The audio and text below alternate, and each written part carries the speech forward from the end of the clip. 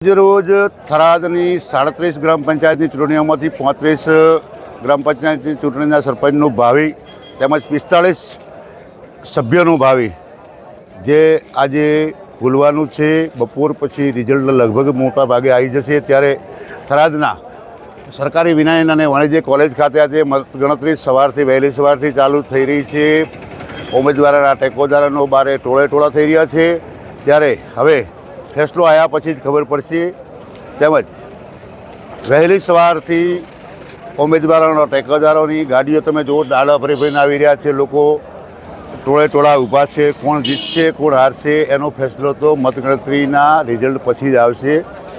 હવે જોવાનું એ રહ્યું કે આવનારા સરપંચો અને સભ્યો જોડે લોકો જનતાની જે કામગીરી માટેના જે લોકોએ અપેક્ષાઓ રાખી છે એ કેટલા અંશે આવનારા ઉમેદવારો પૂર્ણ કરે છે। Today news Mahendra Ojha Tharad.